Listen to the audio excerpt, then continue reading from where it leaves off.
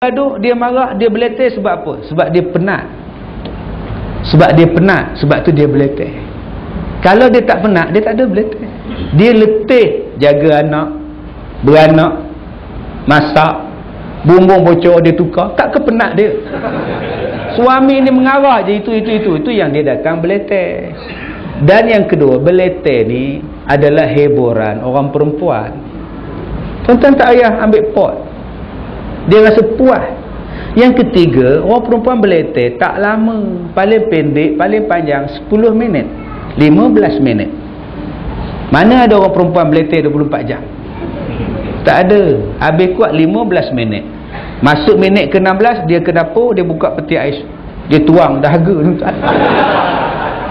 Jadi kalau kita faham macam itu perangai orang perempuan, yang kita nak marah-marah pasal, yang nak pukul-pukul pasal, yang nak sepak terajang pasal, Nabi kata dah, kamu enjoy lah dengan kebengkokan dia, pujuk saja. Inilah kebijaksanaan orang laki-laki, pujuk. Bila isteri balik, kita balik, isteri tak nak makan dengan kita, ya mainlah makan, tak payah. Ya mainlah makan, tak payah. Aku tahulah nama kamu, ya. Semuanya tak payah pasal.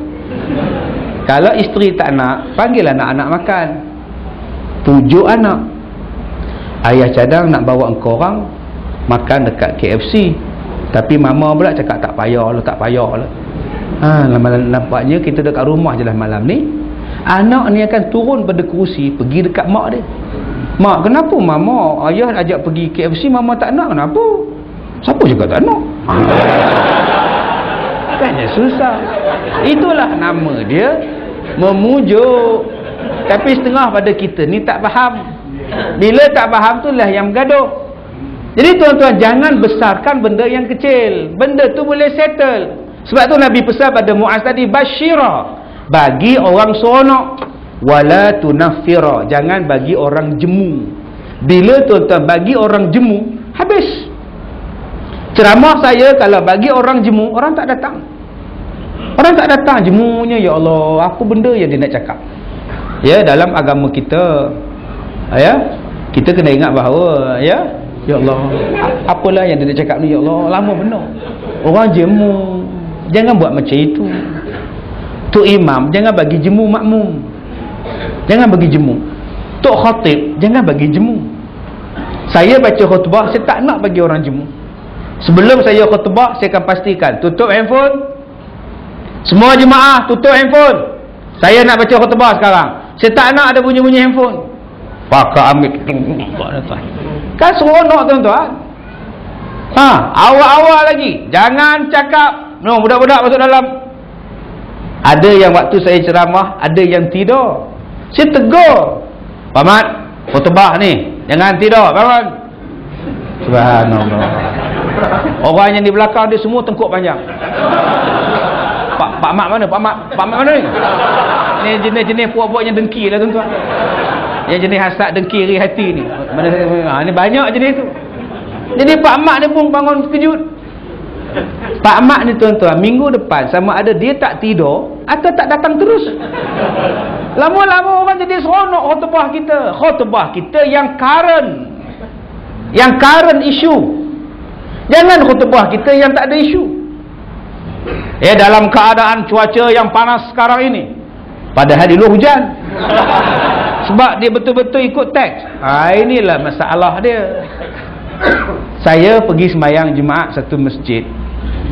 Orang yang kutip dermanya bawa tong. Saya duduk sah nombor 5. Sah depan saya itu, budak yang kutip tong tadi, orangnya OKU sikit. Cakapnya gagap-gagap sikit, lembut-lembut sikit. Jadi saya duduk depan. Orang depan saya tu masukkan not RM5. Tapi dia cuma nak sedekah RM1. Dia minta balik 4. Bayangkan tengah imam khutbah, dia cakap, aku nak bagi RM1, bak balik 4. Astaghfirullahalazim. Budak yang kutip tong tadi, dia cakap, pusing datang balik. Astaghfirullahalazim. Habis satu masjid, dia datang balik 4 ringgit. Hidup 4. La ilaha illallah tuan-tuan. Bayangkan dalam masjid mengira RM5 dengan RM1. Habis sembahyang saya tanya Tok Imam, kenapa Imam tak tegur? Saya tegur rosaklah sembahyang saya. Tok Imam ada kuasa menegur, tegurlah. Kenapa tak tegur? Tak ada dalam teks. Memang tak ada dalam teks lah, bukannya orang tulis teks tu tahu. Kita sendiri yang cakap, hei, ni apa mengira-ngira ni? Apa pergi duduk tu. Sepatutnya gitu. Tuan-tuan, bukan maknanya lantak demo lah, biarlah dia menggembira. Salah tuan-tuan. Dia bagi peringatan pada orang lain. Kalau kita buat satu benda menggembirakan orang, seronok. Azan Tok Bilal ada 5 azan sehari, 5 lagu lain-lain. Ui, seronok. Subuh lain, Allahu Akbar, Allahu Akbar, tu subuh. Datang maghrib, Allahu Akbar, Allahu Akbar. Datang isyak pula, Allah, lain pula lagu dia. Lama-lama orang tarik tuan-tuan. Sekejap dia bawa lagu Madinah, sekejap dia bawa lagu Mekah, sekejap dia bawa lagu dia sendiri. Begitu juga dengan Tok Imam, kejap dia bawa Masyri, kejap dia bawa Huzaifi, kejap dia bawa Sudaisi, kejap dia bawa ya Allah. Bukan kata anak dara je tanya Tok Imam tu dah kahwin ke belum. Jentu pun tanya. Tahu jentu? Janda tua pun tanya. Masya Allah. Sebab itu apa benda yang kita nak buat bagi orang seronok. Orang meniaga buat seronok. Pemimpin nak memerintah pun bagi rakyat seronok. Nabi pesan macam itu. Nabi pesan supaya kita ni jadi orang yang menyukakan orang. Jadi sebab itu tuan-tuan, yang kedua yang manusia ni lupa ialah waktu dia lapang. Tadi manusia lupa kerana dia sihat. Manusia lupa nombor 2 bila masa dia lapang. Masa lapang ni banyak kita lupa. Masa lapang menyembang. Masjid satu pergi, saya pergi satu masjid tuan-tuan, tiangnya saja berpuluh-puluh dalam masjid. Tiang tuan-tuan ni 6 je, tak banyak. Saya pergi ni tuan-tuan, banyak gila tiang dia. Apa pasal dia orang yang buat tiang banyak? Rupanya untuk orang menyandar. Subhanallah. Hoi. Ini saya tak tipu tuan-tuan. Tuan-tuan saya sebut ni kan marah pula dengan rekod ni. Memang banyak tiang. Ya Allah, rupanya seorang satu cuma tak bubuh nama je. Tiang dolar, tiang hajimat dia tak bubuh. Subhanallah, Masya Allah. Lapang masa. Kadang-kadang bila ustaz tak ada, tok guru tak ada, lepak. Kalaulah kita satu malam dapat 2 ayat Quran, 10 malam 20 ayat Quran kita hafaz.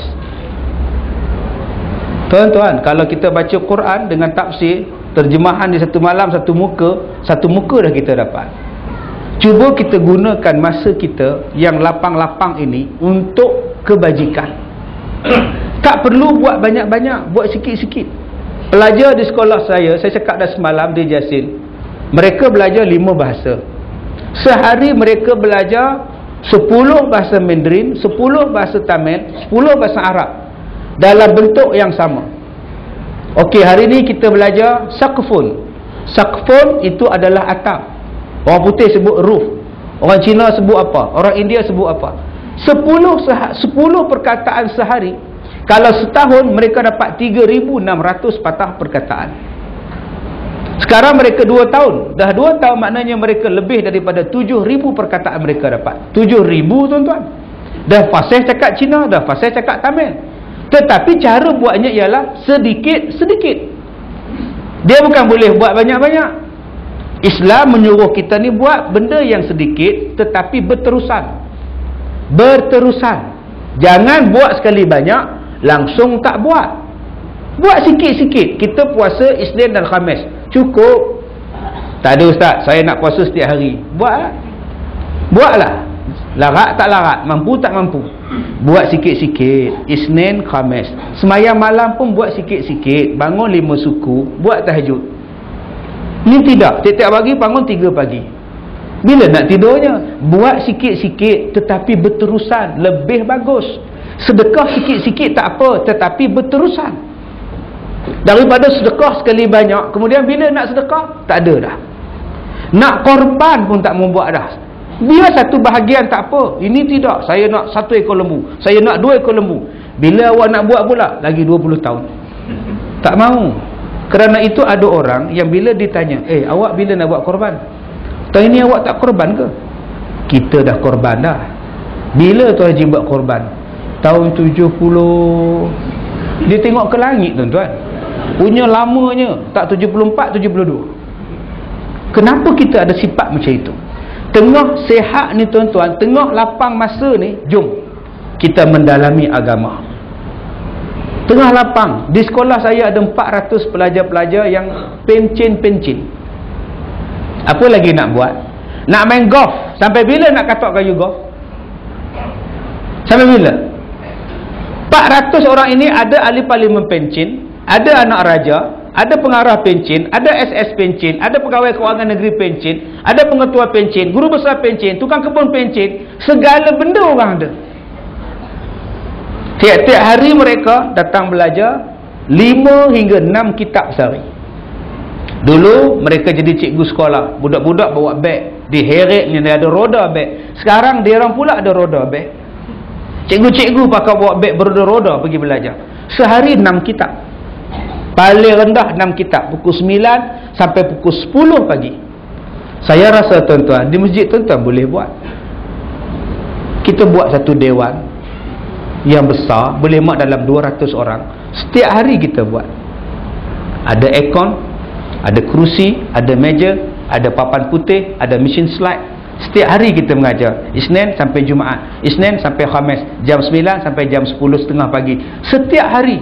Alim kita tuan-tuan. Kita buat. Kita boleh buat di sekolah kita, di bangunan masjid kita, bangunan 2 tingkat. Bangunan 2 tingkat, atas asrama, bawah kelas. Tiap-tiap cuti sekolah, budak-budak akan tinggal dan tidur dalam asrama. Semayang dalam masjid, belajar dalam masjid, kursus dalam masjid. Seminggu cuti sekolah, seminggulah di masjid. Kan bagus. Ada setengah orang dia tak buat macam itu. Masjidnya hanya buat landscape. Sebab nak masuk pertandingan sebenar Ma'al Hijrah. Rugi tuan-tuan. Ni yang saya nak masuk camp cuti sekolah 600 orang. Dah penuh. Tuan-tuan nak hantar anak, tak payah hantar, dah penuh. Bayangkan berapa puluh ribu manusia yang nak masuk. Di mana nak diletakkan budak-budak ini? Yang inilah nama dia akan boleh buat. Saya cakap di satu tempat, saya pergi tu tuan-tuan, bendera sepanjang jalan. Warna merah ada, warna hijau ada, warna kuning ada, warna biru ada, semua warna ada. Dahsyatnya bendera tempat ni banyak. Saya tengok garaj motosikal dia besar, cantik. Orang datang pula ramai. Tapi bendera pun banyak. Saya kata abang-abang, di sini kalau ada pimpinan-pimpinan parti politik, yang mana ada parti politik yang ada duit, garaj ni jadikan dewan. Bagi duit buat dewan. Parti politik B bagi kerusi dengan aircon. Parti politik nombor 3 panggil ustaz ke, panggil cikgu ke, mengajar. Buat apa kita gaduh-gaduh? Kita duduk dalam kampung ni, sepupu, 2 pupu, 3 pupu, 4 pupu. Masing-masing rumah pasang bendera. Akhirnya bergaduh. Cubalah ambil duit, kongsi ramai-ramai, letak buat dewan pengajian. Anak-anak dapat cuti sekolah, boleh datang, boleh buat tuition, orang tua-tua boleh belajar pagi-pagi. Apa sebab kita nak gaduh? Saya kata dah, apa yang penting kerja sama. Susah ke itu untuk buat benda itu tuan-tuan? Sampai bila kita nak bergaduh, saya pening kepala. Salah satu sebab saya akan bersara tahun hadapan ialah sebab bergaduh. Sedih tuan-tuan, saya sebagai penceramah, saya penat. Saya penat apa? Bukan saya penat ceramah. Saya penat tengok gelagat-gelagat manusia. Ya, yang terbaru bila saya keluar dalam TV 2-3 minggu lepas. Habis saja siaran dalam TV, orang panggil saya anjing. Saya rasa tak seronok tuan-tuan. Sedih hati tuan-tuan orang panggil anjing. Panggil kerbau tak apa. Sebab tu orang glamour kalau mai kerbau. Oi, hebat tuan-tuan mai kerbau. Tapi kalau orang panggil mai anjing, Den singa, oi bangga. Garang tuan-tuan. Sebab tu kebanyakan pasukan bola sepak di Malaysia ni semua nama hebat-hebat. Seladang. Nampak tu Perak. Singa Utara, Perlis. Skuad Badak, Sabah. Tok Gajah, Pahang. Kancil, Melaka. Tuan-tuan. Jengking, Johor tu. Aduh, Kenari, Kedah. Ada bumbu anjing, ada. Skuad anjing lah. Hari ini membariskan. Mana ada tuan-tuan? Tak ada tuan-tuan. Malah ini pasukan Gergasi Merah menurunkan Vasco Balaban dan Amri Yahya sebagai pemain penyerang mereka, dan pasukan Kijang dari Kelantan Red Warriors menghantar kepada Muhammad Gadar. Nampak? Skuad Singa Utara hari ini membariskan pemain Marlon Alec James, dan skuad anjing ini membariskan. Mana ada tuan-tuan? Tobatlah orang tak buat anjing. Bayangkan ustaz orang panggil anjing. Dia boleh tanya ke anak saya, kau anak Ustaz Kazim ke? Ya, bapak engkau anjing tu. Anak ni balik tanya kat saya, ustaz, ayah, kenapa orang panggil ayah anjing? Saya cakap orang tu bodoh. Anjing dengan orang pun tak kenal. Apalah politik macam ini tuan-tuan, saya tak faham lah. Salah, di mana salahnya saya mengajar? Saya cuma minta kita berbeza bendera, tapi tolonglah bekerjasama buat dewan untuk anak kampung kita. Cuti sekolah mereka boleh duduk di situ, mereka tak merayau nak merempit, mereka tak hilugam, mereka duduk di masjid. Yang jaga tu imam, yang jaga tu siap, tu bila pengurusi. Kan bagus. Sediakan katil, sediakan asrama, sediakan bilik mandi. Tuan-tuan tengok dalam website di sekolah saya, apa benda yang saya tak buat? Apa benda yang saya tak buat? Penjagaan untuk orang-orang tua saya buat. Orang menari depan pintu pagar, orang mengutuk, Ustaz Kazim bela janda tua, Ustaz Kazim bela janda tua. Aduh, makcik-makcik tua ni bawa penyapu. Pergilah main-main. Kalau Ustaz Kazim tak jaga kami, siapa nak jaga? Ustaz Kazim jaga janda tua. Oh, dahsyat tuan-tuan. Yang hina kita bukan orang India, yang hina kita bukan orang Cina, yang hina kita orang kita. Saya buat sekolah tanpa minta duit pada kerajaan. Sebab saya nanti kalau saya minta duit pada kerajaan, orang tuduh macam-macam. Sebab tu saya buat sekolah, saya buat CD. Walaupun sekarang susah nak jumpa CD saya. Dengan jualan CD ni lah buat sekolah. Saya buat air penawar, kita keluarkan buku, kita keluarkan kismis. Yang ini yang buat sekolah. Saya tak minta duit mana-mana kerajaan pun tuan-tuan, tak minta pun. Mana-mana parti pun saya tak minta. Sebab saya nak buat ni bersih tanpa ada warna bendera. Semua orang boleh datang belajar. Saya nak tunjukkan bahawa Islam boleh menyatukan masyarakat. Bagaimana semayang boleh menyatukan kita, haji boleh menyatukan kita, pembinaan pusat pengajian ini juga boleh menyatukan kita. Betul tuan-tuan. Bila kita buat sekolah, masyarakat daripada seluruh dunia datang. Minggu lepas orang Singapura, ini 4 bas orang Singapura akan datang buat korban di sekolah saya. Orang Myanmar datang, orang Amerika datang, orang Arab datang. Anak orang Arab hantar sekolah saya untuk belajar bahasa Arab. Kan pelik? Kan pelik benar aku tengok komen ni. Orang Sweden, orang England datang. Alhamdulillah. Sebab tu guru-guru, pelajar-pelajar di sekolah saya dibekalkan dengan berbagai bahasa. Sebab yang datang belajar ini orang yang berbagai bahasa.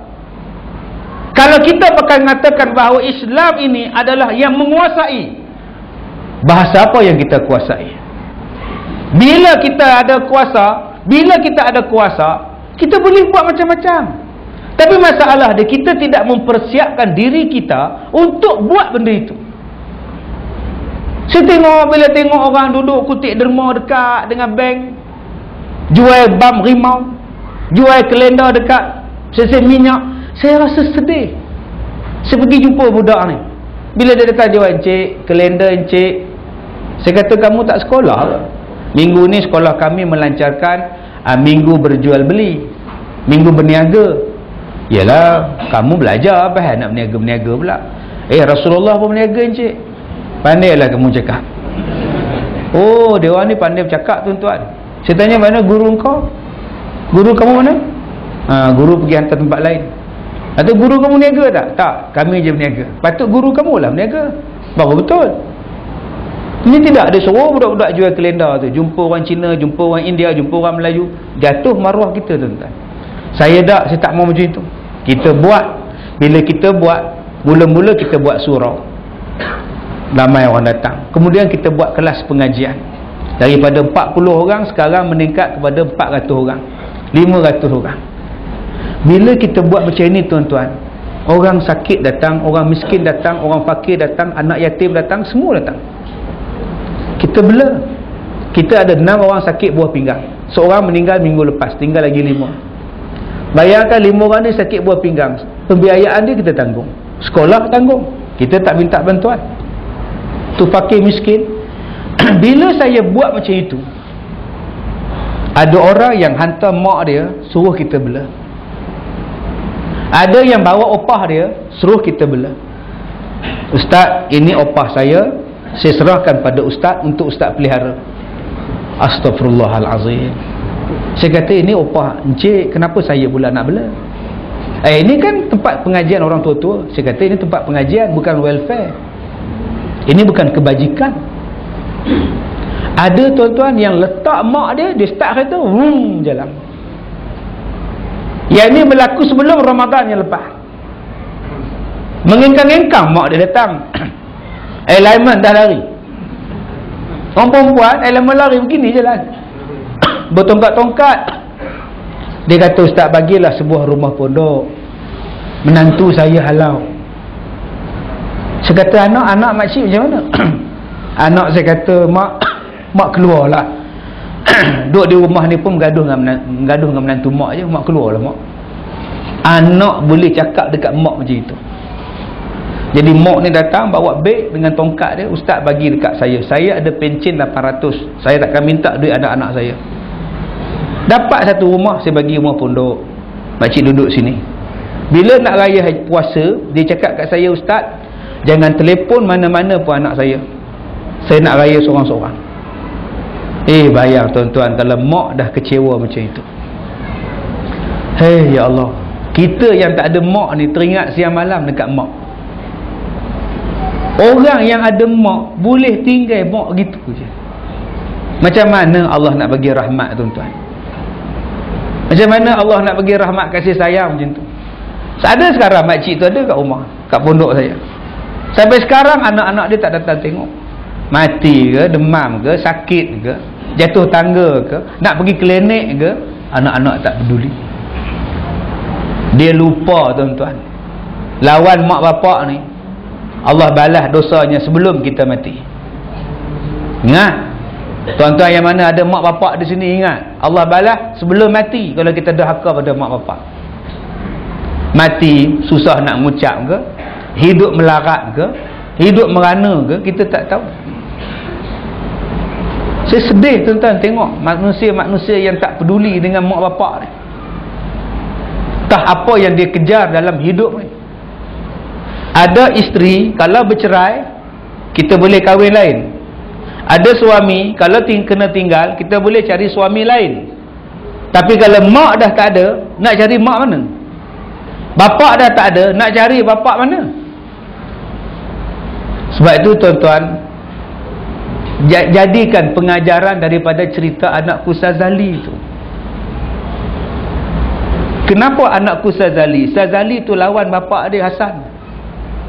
Bila bapak dia tunggu Sazali pukul 2 pagi baru balik. Kau baru balik Sazali? Ya bapak.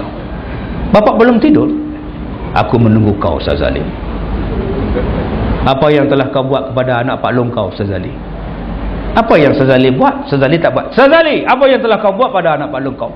Bukankah kau mencemarkan anak Pak Long kau? Sudah. Piram letak kaki atas bangku, dia start nak ceramah kat pak dia pula. Kalaulah bapak mendidik Sazali 15 tahun dulu, Sazali takkan jadi macam ni. Bapak tahu. Dia syarah pula kat bapak dia. Tapi 10 tahun yang dulu, apa yang Sazali buat? Bapak hanya cakap, anakku Sazali. Sehinggalah Sazali menipu bapak. Bapak hanya bercakap, anakku Sazali. Sekarang Sazali telah besar. Bapak dah tak ada duit untuk membiayai Sazali. Sekarang Sazali telah menjadi Samsung yang paling besar di Singapura. Bapak tahu. Aduh, Masya Allah. Cuba tengok macam mana nak dapat Sazali. Macam mana nak dapat Sazali? Apa yang Hasan dengan Mahani buat? Sebelum dapat Sazali, mereka kahwin. Sebelum mereka kahwin, apa mereka buat? Bukankah mereka menyedihkan mak bapak mereka? Bukankah mereka merosakkan harapan mak bapak mereka? Bukankah mereka derhaka pada mak bapak mereka? Lawan mak bapak, derhaka pada mak bapak, akhirnya anak-anak jadi apa? Yang ni yang orang tak nampak. Bila anak kita melawan, bila anak kita degil, kita selalu tojol kepala anak kita, bodohnya budak ni, degilnya budak ni, melawannya budak ni. Sebenarnya sifat-sifat itu dah ada pada kita. Sebelum dia derhaka, kadang-kadang kita derhaka pada dia dulu. Derhaka kerana apa? Panggilan nama yang tak betul. Berapa kali saya cakap pada tuan-tuan, jangan bubuh nama anak Mamat. Mamat maknanya mati. Kita bubuh nama anak Muhammad, tapi panggil Mamat. Minta maaf lah kalau ada sini nama Mamat. Minta maaf sangat-sangat. Bukan saya. Tolong tukarlah, panggillah nama Muhammad. Kenapa Mamat? Mamat ni tuan-tuan buat apa pun tak jadi. Nyanyi pun tak jadi. Sudah hilang dah dia. Berkurun lama ku rasakan cintaku padamu. Pergi mana sekarang tuan-tuan? Nama tu. Yang kedua, kadang-kadang kita derhaka pada anak kita. Kita bagi duit yang haram, makanan yang haram pada dia. Kadang-kadang yang syubhat. Orang bagi pisang dekat masjid, kita ambil yang elok-elok, simpan dalam ragam motor, tutup dengan kain tuala. Itulah pisau balik ke rumah. Sedangkan pisang itu untuk orang masjid. Habiskan di masjid, tak habis baru bawa balik. Ini sudah cuk awal-awal. Dengan bangganya 4 sikap bawa balik. Hoi ya hoi bawa balik. Dia suruh isteri buat cokodok. Kesannya pada anak-anak kita. Kadang-kadang kita lawan mak bapak, kesannya pada anak kita. Kadang-kadang pembahagian harta pusaka tak betul. Kita tipu, kita mengelak, kesannya pada anak cucu kita. Tak jadi pada anak, jadi pada cucu. Saya buat tanah wakaf. Orang nak wakaf tanah dekat saya 10 ekar kelapa sawit. Saya pergi tengok. Cantik kelapa sawitnya, sama tinggi dengan kita. Cantiknya, saya kata. Mana gerannya abang? Saya pun tengok geran. Ada 12 nama dalam geran. Ini belum tukar nama abang lagi. Saya bukan nama ustaz, saya menantu kepada salah seorang nama ini. Jadi 12 orang ni hidup ke dah mati? Ke semua hidup ke semua mati? Semua dah innalillah ustaz. Bayangkan 12 nama dalam geran, semua dah mati.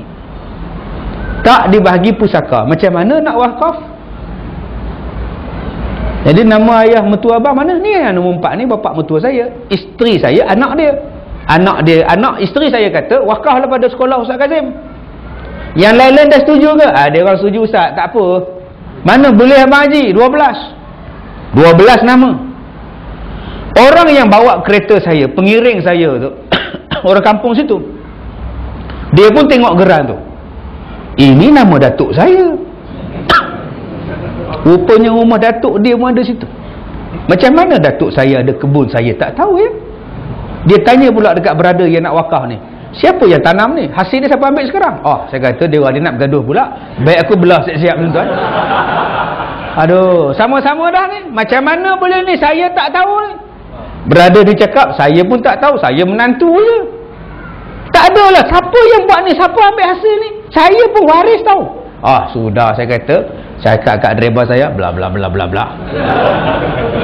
Sebab itu saya suka dengan cerita Tiga Abdul. Tiga Abdul tu bagus. Bagus cerita Tiga Abdul. Bapak dia mati, hari ni bagi pusaka. Itulah bagus. Cepat bagi pusaka bagus. Jangan bertangguh-tangguh. Kadang-kadang kita ni banyak sentimental value. Mak mati hari ni, besok nak bagi, adik-beradik marah. Mak baru je mati, engkau orang dah bincang pusaka. Tak sayang kat mak langsung.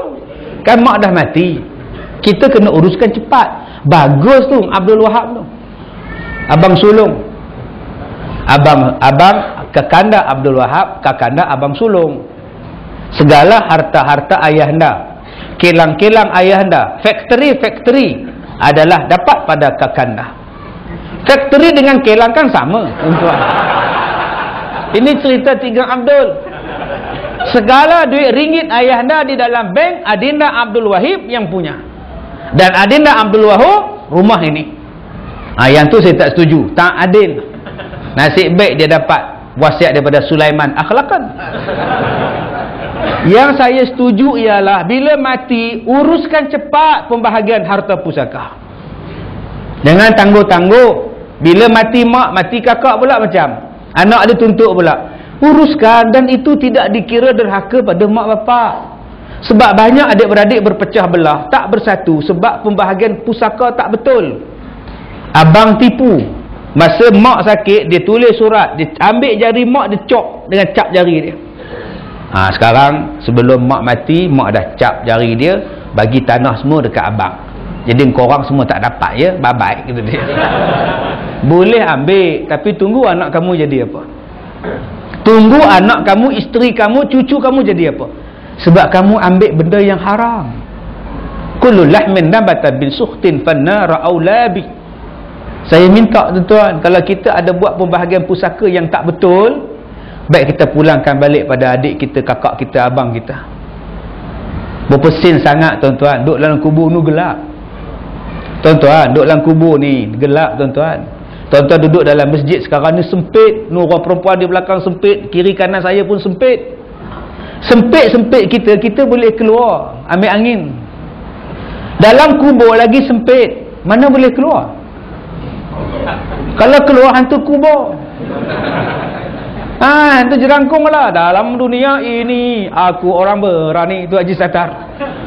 Aku berani mati walaupun 1000 kali. Oi, dahsyat, 1000 kali sanggup mati. Aku orang kuat, pandai pencak silat. Siapa berani rapat, aku bungkus macam ketupat. Ini cakap orang besar. Dalam kubur kalau mati sempit, tak boleh keluar. Tuan-tuan, dalam masjid ni panas, sempit, penuhnya orang, tapi ada kipas. Kalau tak ada kipas, ambil kipas angin sendiri. Boleh keluar, duduk di sana, sejuk. Dalam kubur mana nak cari kipas? Kalau kita sekarang blackout, gelap, masing-masing keluar handphone. Semua pakai nyalakan handphone. Handphone ada torchlight. Handphone 4,000 tak ada torchlight. Yang RM64 ada. Dengan bangganya suluh muka ustaz. Handphone yang murah. Dalam kubur, kalau kita gelap, siapa yang nak cerahkan? Kalau tuan-tuan sunyi,